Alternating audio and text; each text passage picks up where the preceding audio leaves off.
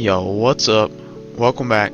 Today we're going to be talking about who's getting Fighting Game of the Year. Right now you can pick from Dragon Ball Sparking Zero, Grand Blue, Marvel vs. Capcom Fight Collection, Multiverses, and Tekken 8. Most of these are good games, but I feel like it's only going to come down to 2 games this year. I've never played Grand Blue or really heard about it, but I think it's probably unlikely it's going to get Fighting Game of the Year just because of 2 big games that came out this year. But it would be pretty cool to see it win. Marvel vs. Capcom Collection has a possibility, but where it's a remake, that already makes it unlikely to win. But this game did sell good and the graphics and combos are cool, but it's still unlikely to win. I think they should probably do like a category for remakes or something, because it's unfair to put this against like newer games like Tekken or Dragon Ball Sparking Zero. And Multiverses, it had a real good shot because it did have awesome characters and alright fighting, and it was free, but they really fumbled hard on this game, I'm not gonna lie. It didn't launch with rank, the characters were locked, and after a while of playing it just became really boring. And they didn't update the game, which made me really not want to go back. But also Multiverses, I don't even know why this is on here, because it already won Fighting Game of the Year already in like I think 2022.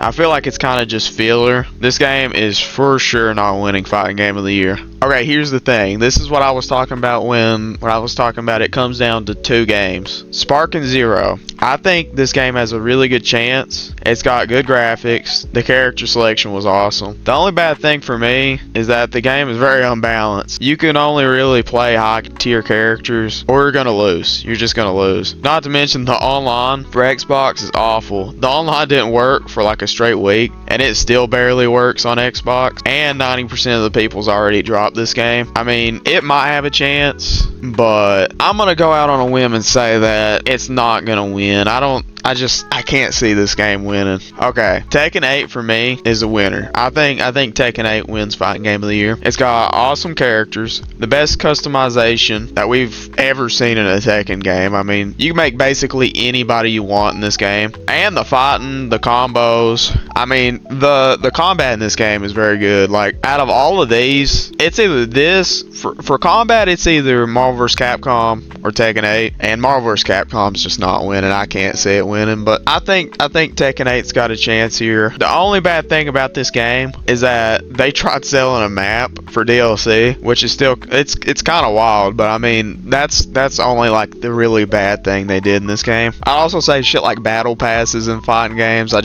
think that's weird. I don't think that should be in fighting games or anything, but the core game's good, and I think this is the Fighting Game of the Year. But there was some good games that came out this year, and honestly I wouldn't be surprised if Tekken or Sparking Zero win, but I just think Tekken 8 deserves it way more than Sparking Zero. Like, if this game had balanced characters and the online was good, it would be a lot closer. But the thing is, it don't got crossplay. Like, this game does not have crossplay, and you got to play high tier characters to even play. And then you got this game, it's got crossplay, it's got online. Like, it's a little bit money hungry, but I mean, I'd rather have money hungry than not being able to play online. I guess while we're here, we'll talk about Game of the Year too. Okay, here's the thing with Game of the Year. For me, it comes down with like 4 games on this category. Astrobot, if this wins, I don't know what we're doing, because it's literally just a big like Sony advertisement. It's not even like, I mean, if people mess with it, they mess with it, but like, for me,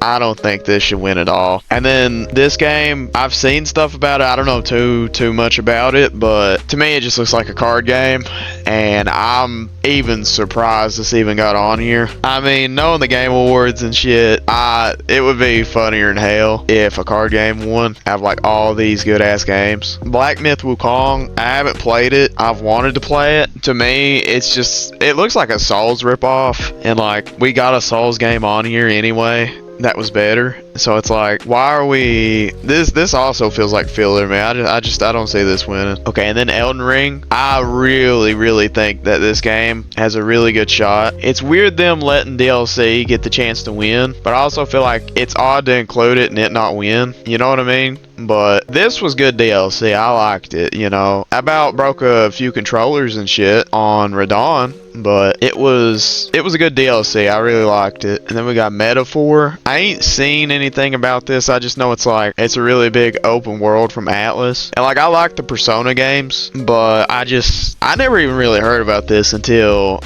Game of the Year. So I mean, it could win. I'd rather this win over a card game, but this has got a shot. And then my Game of the Year, I think either Elden Ring or Final Fantasy VII Rebirth should win. Both are great games. Final Fantasy VII Rebirth had one of the best story modes I've ever seen. I really, really, really think that this game should win. I know it technically didn't sell good, but the Final Fantasy games, they're so awesome. I mean, like, I really think this should win. You got the combat and then like the long ass story mode. It's just a W game. So my Game of the Year is either Elden Ring or Final Fantasy. I'll be happy if these two games win. Still all good games. These are all good games still. But yeah, I'm gonna end it here. Tekken 8 wins this.